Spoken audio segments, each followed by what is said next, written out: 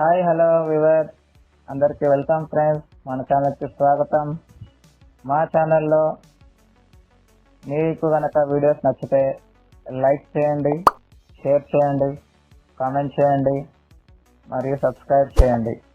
మరిన్ని నోటిఫికేషన్స్ కోసం పక్కనే ఉన్న బెల్ ఐకాన్ని ఆల్ పైన ట్యాప్ చేయండి. ఆల్ పైన ట్యాప్ చేయడం ద్వారా మేము చేసే ప్రతి వీడియోలని, తాజా వీడియోలని నోటిఫికేషన్లో పొందగలరు. హాయ్ వ్యూవర్స్, అందరికీ నమస్తే ఫ్రెండ్స్. ఈ వీడియోలో కొన్ని అప్డేట్స్ అయితే ఉన్నాయి. సో ముందుగా WTC సైకిల్ స్టార్ట్ అవబోతుంది కాబట్టి మనకి 28th రోజు, ఈ మంత్ 28th రోజు. సో బుమ్రా ఒక అరుదైన రికార్డుకు చేరువలో ఉన్నాడు. అదేంటంటే 2 వికెట్స్ కనుక ఫస్ట్ మ్యాచ్లో తీస్తే, ఒకవేళ ఫస్ట్ మ్యాచ్కి అవైలబుల్గా ఉంటే వసీం అక్రమ్ యొక్క రికార్డ్ని బ్రేక్ చేసే అవకాశాలు ఉన్నాయి. సో తను రికార్డ్ బ్రేక్ చేయడానికి ఎంతో దూరంలో లేడు. ఒక 2 వికెట్లు తీసుకుంటే చాలు. So England, New Zealand, Australia, south Africa సేనా కంట్రీస్లో రికార్డ్ నెలకొల్పిన మొదటి బౌలర్గా అవతరించబోతున్నాడు. అదేవిధంగా 5 వికెట్ హాల్ తీసుకుంటే WTCలో అత్యధిక 5 వికెట్స్ హాల్ తీసుకున్నటువంటి బౌలర్గా కూడా రికార్డు సృష్టించబోతున్నాడు జస్ప్రీత్ బుమ్రా. అండ్ నెక్స్ట్ విషయానికి వస్తే రిషబ్ పంత్కి సంబంధించిన ఒక అప్డేట్ అయితే ఉంది గైస్. అదేంటంటే రిషబ్ పంత్ మొత్తంగా ఇంజురీ అయినట్టు అయితే మనకి సమాచారం ఉంది. ఏంటంటే లెఫ్ట్ హ్యాండ్కి ఇంజురీ అయినట్టు మనకి తెలుస్తున్న సమాచారం. కాకపోతే BCCI ఈ విషయం పట్ల ఎలాంటి అప్డేట్ అయితే చేయలేదు.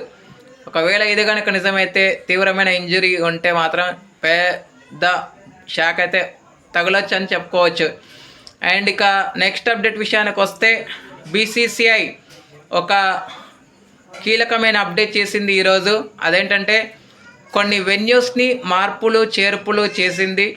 ముందుగా సెకండ్ మ్యాచ్ ఏదైతే ఉందో, సెకండ్ టెస్ట్ మ్యాచ్, దానికి అనుగుణంగా కోల్కతా నుంచి ఢిల్లీకి మార్చారు.